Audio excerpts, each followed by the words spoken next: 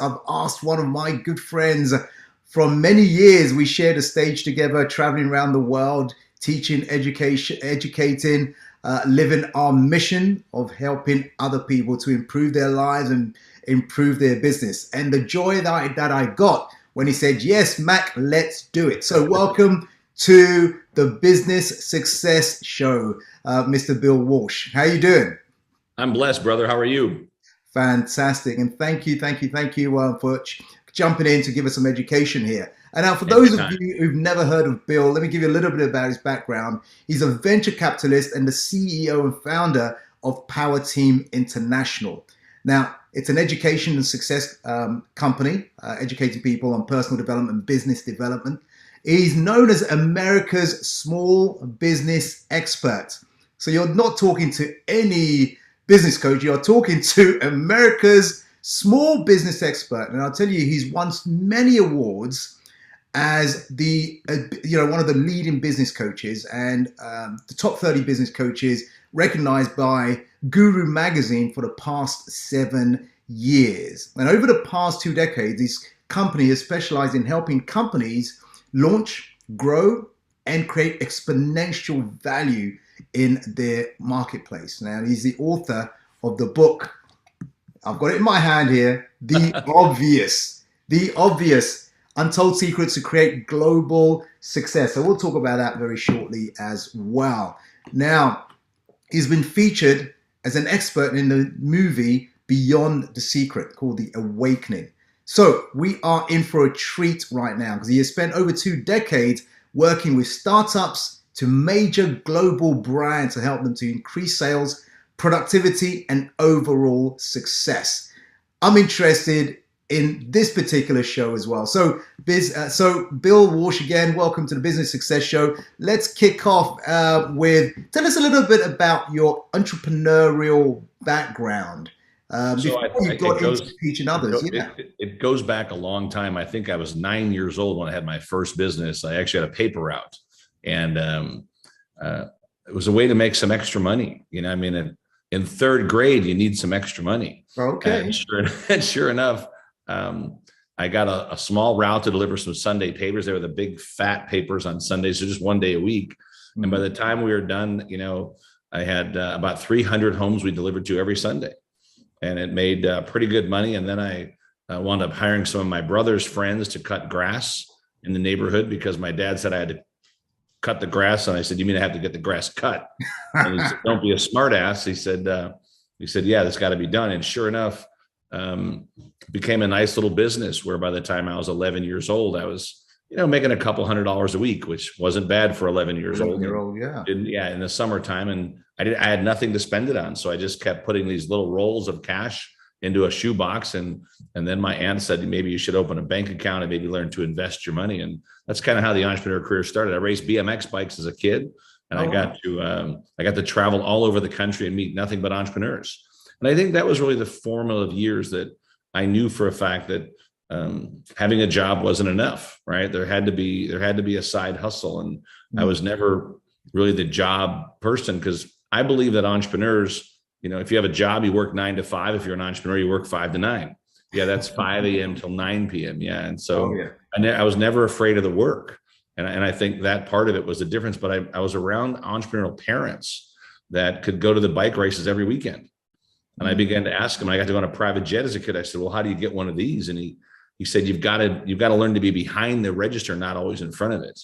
And what he really meant to say is you got to be a business owner, you got to be an entrepreneur. And what was more important to me was the family time.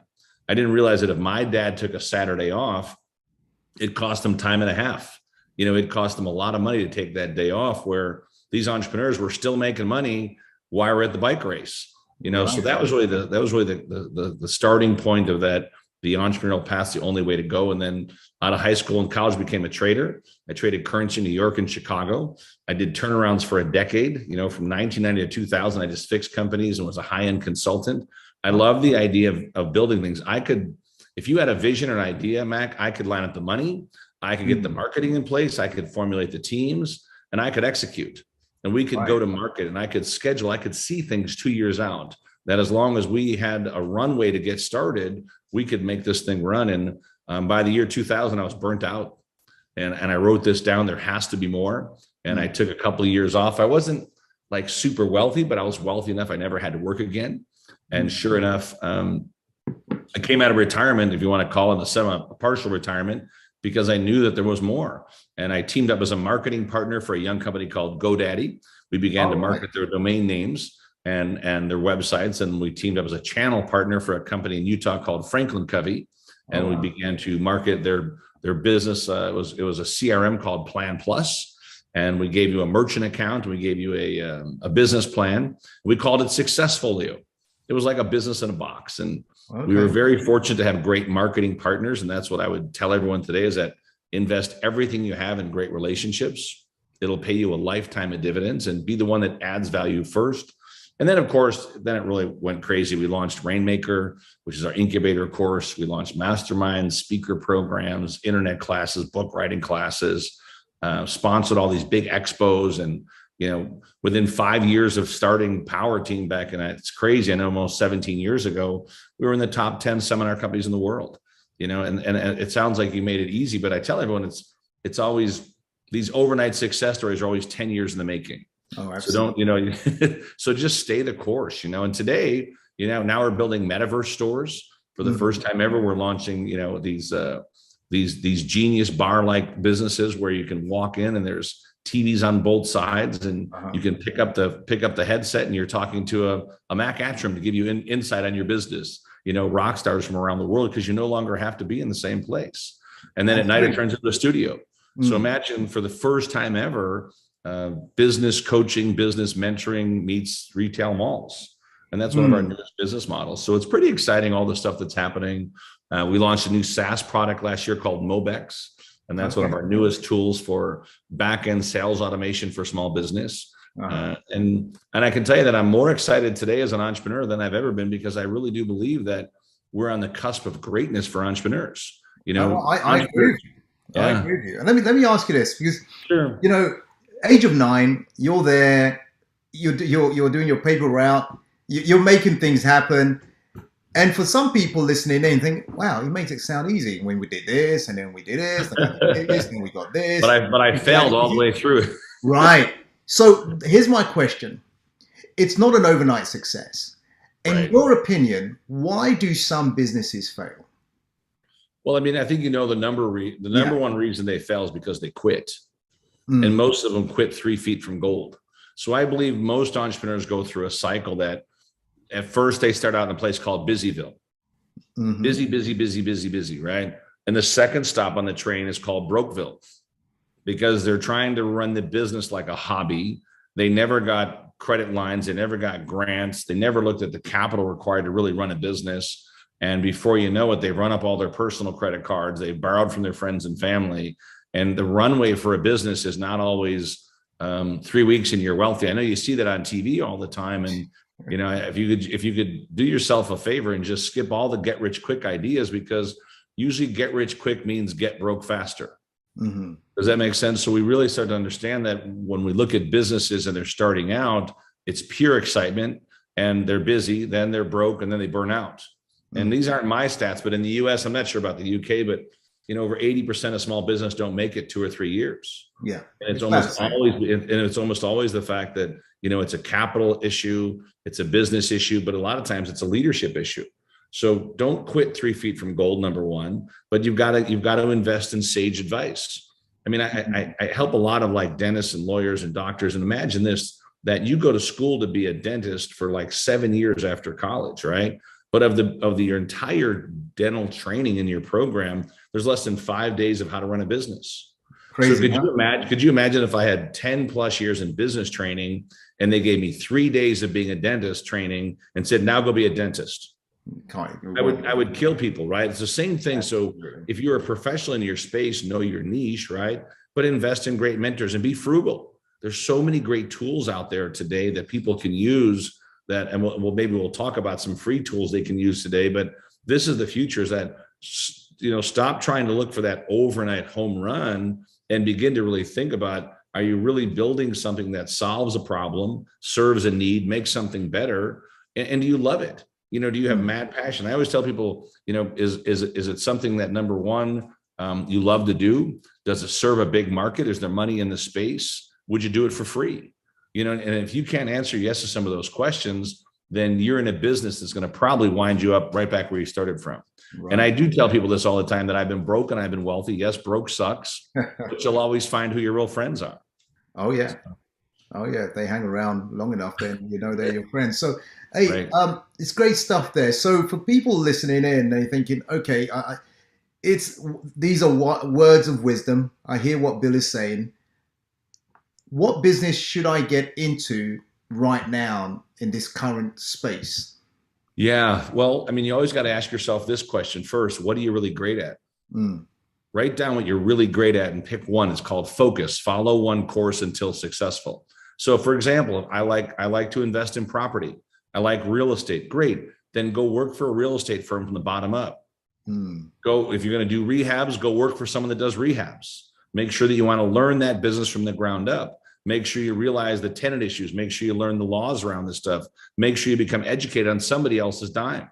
Don't go, well, I'm going to go invest all my fortune in real estate because I've seen some guy make all this money, but you don't know what they've been through to get there. Absolutely. Howard Hughes was the creator of a TV show called, The Secret Boss, whatever it's called, right? The Undercover Boss. Even though there was no TV show about him, but when he bought the airline TWA, he went and actually worked as a baggage handler, because he wanted to learn the business, right? So before you invest all your money in some area, go try it out first. Go see. And my daughter's a PA. She's in the area of health and wellness, right? She's a physician's assistant with the Northwestern Hospital Group here in Chicago in dermatology, and she loves it. But part of their program while they're in school is they have to rotate to 8 or 10 different types of what a PA would help with. So one is surgery.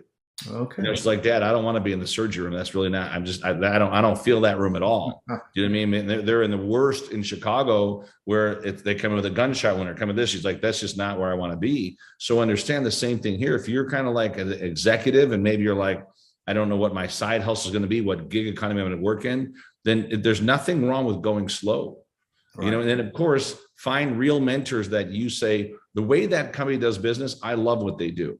Then go get a job there, or go work for a leader that, even if you don't get paid for it, if you're just getting the education, go and say, listen, I'll be an assistant, I'll help out. Because there's enough successful people in cities all over the world that are looking for really good help, not takers, but really good help. And it's your job to disseminate and figure out, well, I don't want this path, I want this path, but you know what you're great at. Does it serve a lot of people? Is there money in the space? And would you do it for free? So before you just say, I'm going to go because everyone's making money with the metaverse, I'm going to go down the metaverse channel. Well, may not be where you have any expertise, and right. You're going to wind up probably spending a lot of money on something that you may not make money at. So trusted source, be the one that serves first.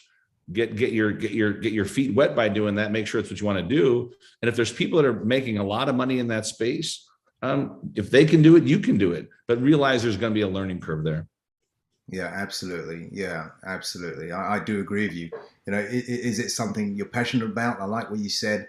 Do you have expertise in it? Is there a marketplace for it? Is there a demand for the thing that you have in mind? Right. So, on the other side, on the flip side, what stops people actually starting a business and becoming an entrepreneur? Well, I believe that there's an entrepreneur in everybody, but they may not want to unleash the entrepreneur.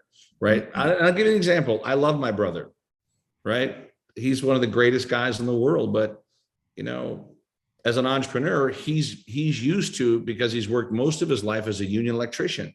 He's used to showing up at 9 o'clock and leaving at 5 o'clock, because that's the program that he's under.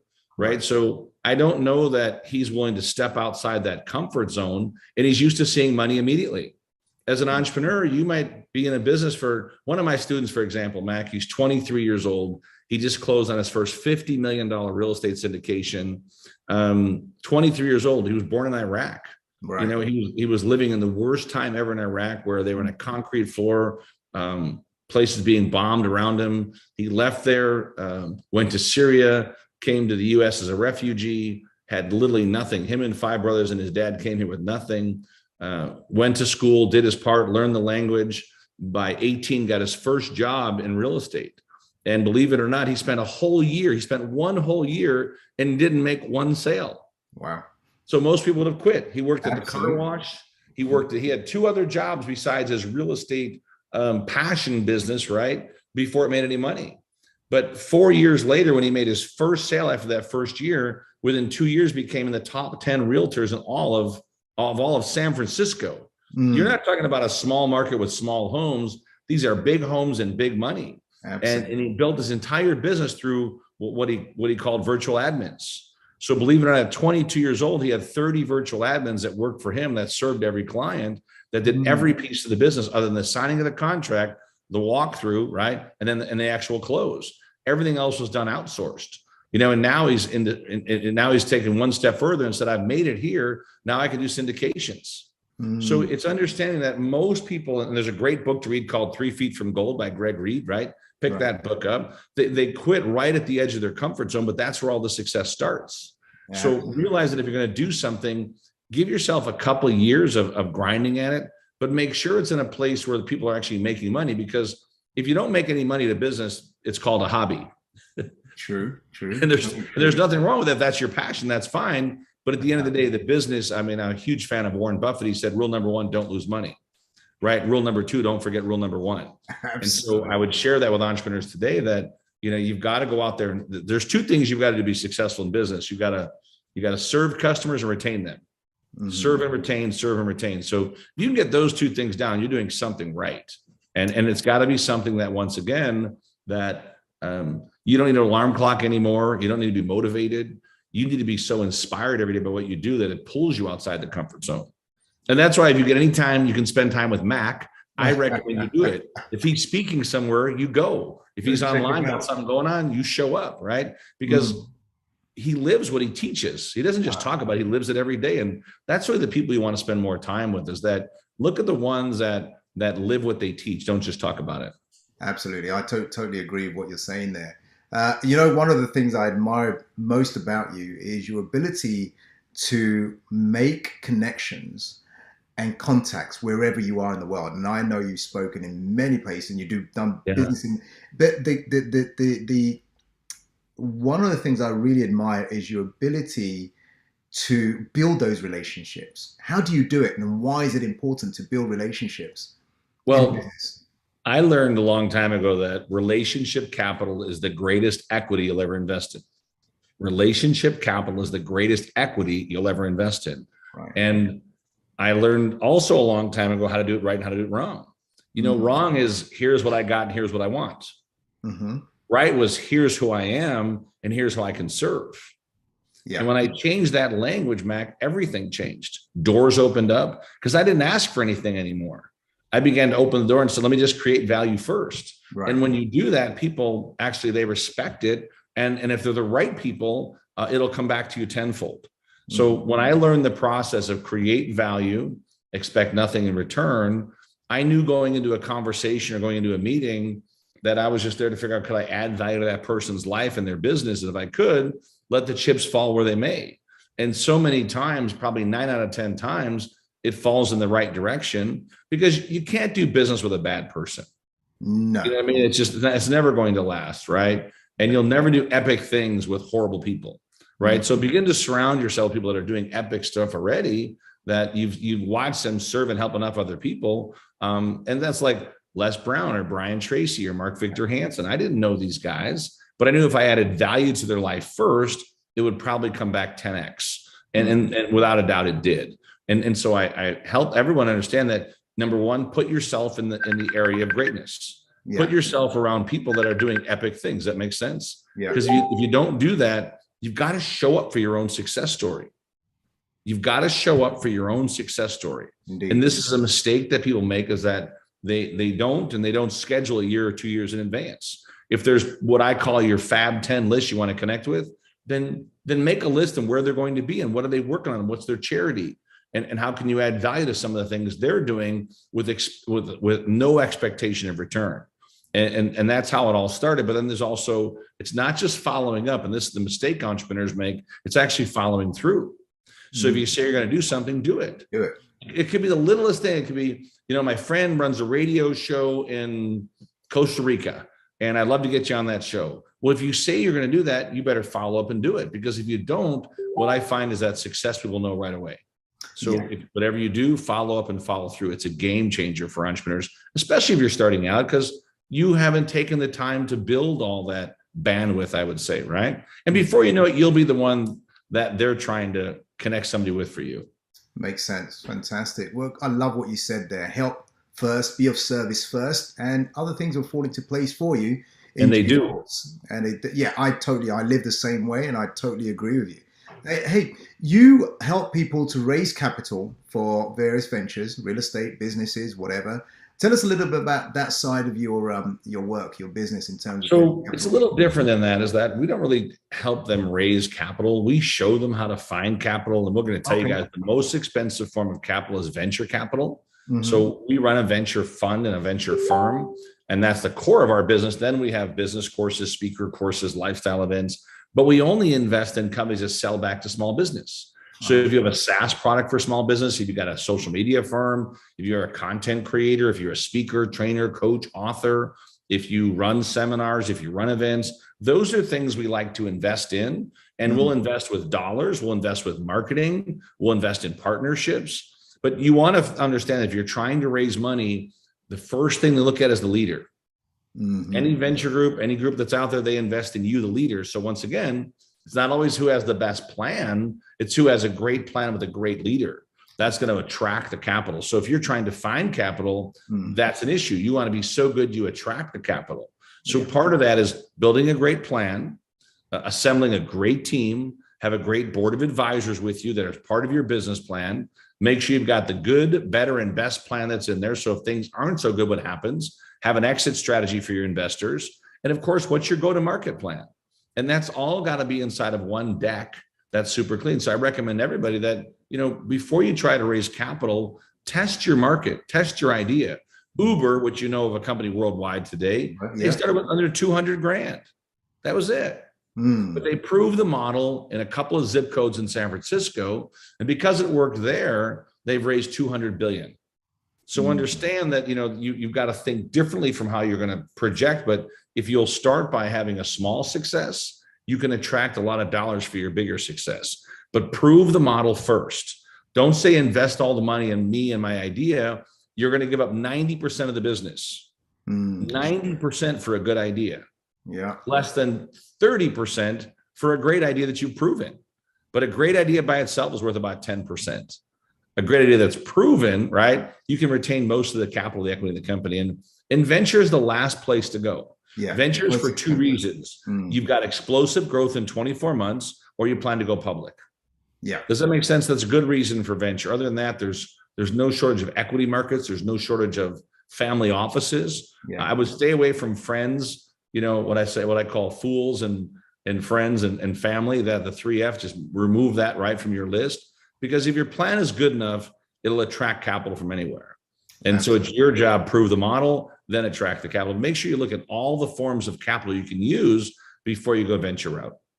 Okay, great point there. Great point, well made. Now, there's two types of business owners that I've come across who need help. One is the person who started their business and it becomes a lifestyle, almost like a hobby, like you said. Yep. And then there's the other one who's got the smarts and says, actually, this business is an asset and I want it to be an asset. Now, what's your take on that? Should people be building a business for a lifestyle, or should from the outset have that exit strategy that this is going to be an asset that I can sell later on, or I can raise equity on, or whatever? The challenge today is that 70+% of businesses, when the owner or the founder passes away, go to the wayside. Right. Which means they weren't built for scale. They weren't built for sale. They weren't built to go public, right? So when you start a business, start with the exit in mind. There's always 3 exits, right? These are the 3 that I'm pretty clear on. Number 1, you're going to go public. And you're going to cash out somewhere down the road, usually 4 to 10 years. Number 2, you're going to bring on managing partners. So the managing partners will normally invest in the business with you at some sort, either in time or in cash over like a 5-year run, where now they can run the business. You can step away from it, right? And the third type of business is that you're going to build it and sell it. And those are all 3 great answers, but you better start with your structure and your plan as you're rolling the business out, what that looks like. Because if you don't, you're guessing. And if you're guessing, I promise you this, you'll become a stat. So that's not where the magic's at. Don't think 10 years down the road, well, now what am I going to do with this business that I built, right?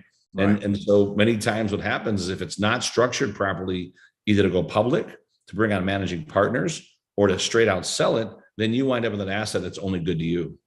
Absolutely. And in line with what you're saying is if you go down that line and have that exit in mind, the way you set up that business and the way you operate that business and the team that you put together makes all the difference. Makes all the Yeah, difference. because if you're going to structure it to bring on managing partners, you can set the business up where you take 20% of the equity or maybe 10% of the equity.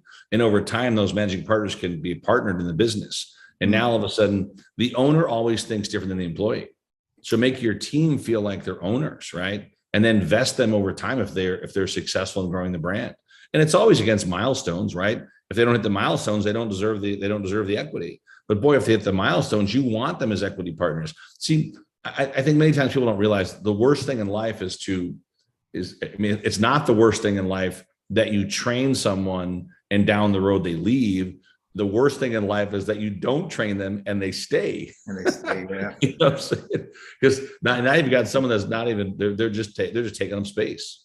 Very expensive, very expensive. Hey, tell us a little bit more about Rainmaker and Powerteam International, because I hear you're coming to London. When you was here, were you in London last month or the month before? And I Yeah, came like down.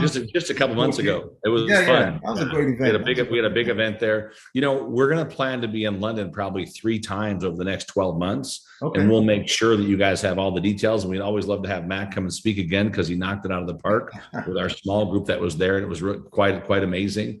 But yeah, I mean, so our Rainmaker is our 4-day incubator course that's designed to help entrepreneurs launch, grow, and build a better business. You're going to work on your vision, your mission, your path, your purpose, your plan, write your book, learn to raise capital. We're going to share with you how to run all your marketing funnels, sales funnels, loyalty programs, really get organized, take ownership of the business. We're also going to help you work on your public speaking, how to get paid as a public speaker, you know, and these are things that skill sets that if you don't learn to get on media early, if you don't learn how to get true attraction to your business and know exactly what to say about it, it's costing you money. So we built all this inside of the program, and listen, it's so affordable. When we deliver it in Europe, it's like £5,000 for you and 4 guests. Right. So talk about a great value add, right? Literally, you can't beat it for that price range. But really, what we're looking for is deals. So you're getting the best training. Think of like a pragmatic MBA for entrepreneurs. It's not about feeling good. It's about leadership, communication, systems and teams, accountability and execution, and then a bonus day on public speaking. And I can tell you that if we only gave you the public speaker course, it's worth more than what we paid for the whole program. But also on top of that, we want you to bring a team.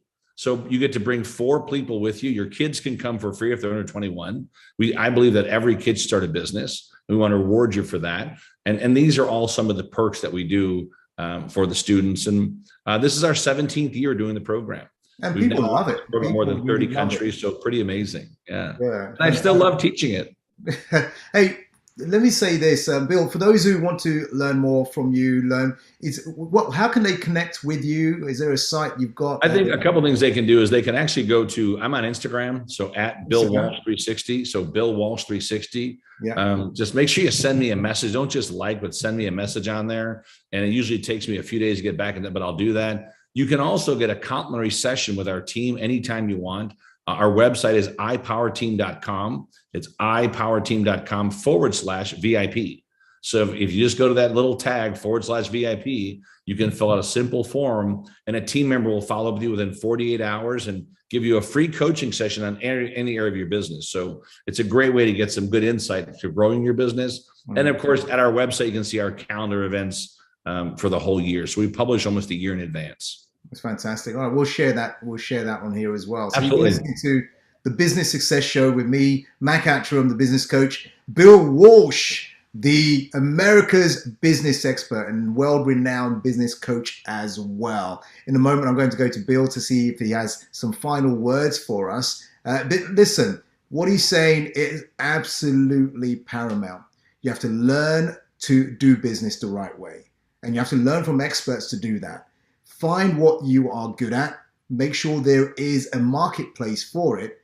Above all, build relationships. build partnerships. It's going to be the fastest and easiest way for you to actually grow your business and attract clients. Bill, on that note, any final words, anything else you want to say before we start wrapping up here? I mean, here's the one thing that is so important is just stay the course, avoid negative people, surround yourself with great leaders that have already had success, be willing to invest in your own success. And I think when it really comes down to this is that there's three things you really want to make sure you put in place first. And I've lived by this most of my life is family, faith, and fun. Family, faith, and fun. Build the business around those things. The greatest thing in life for me has been to watch my kids grow up and become my heroes. My son, Austin, is now 30 years old, and my business partner and great friend, my daughter, Marissa, 28. She's a PA in dermatology here in Chicago. And my youngest son, Evan, he produces music, and he's part of our tech team for one of our new SaaS products. So to watch your kids become your heroes, greatest blessing in life. And just don't ever give up on your dreams. You may not find the big success the first time or the second time or the third time, but there's great success in all of us. It's just going down the path where you're in the right place at the right time with the right people when you step into the flow. And that's what a Rainmaker is. You got to make it rain leads, sales, conversions, become unconsciously competent in your space and step into the flow. And yes, people will think you're crazy, but it's the crazy ones that make all the money. So there you go. I love you, buddy. Thanks for having me on your show. And anytime that I can help you any way that I can, count me in. Absolutely. You're one of those guys making things happen. And I love what you said, family, faith, and fun. At the end of the day, what is it all about? Okay, you can have all the money in the world, but no family. Right. Hey, who are you going to enjoy that with? So on that note, I want to say thank you, Bill. Thank you for those words of wisdom and those golden nuggets you've given everyone here. You've been listening to the Business Success Show. Make sure you like, comment, subscribe, follow, connect, whatever you need to do, whichever platform you're on right now. And also share this with your friends and make comments where you need to. All right. Mac Attram here checking out with Mr. Bill Walsh out of you're in Las Vegas. I'm in Chicago today, but Vegas is also their home. Yeah. Okay. Got it. Speak soon, buddy. Thanks for all your support. Appreciate you a whole lot. Thanks so much.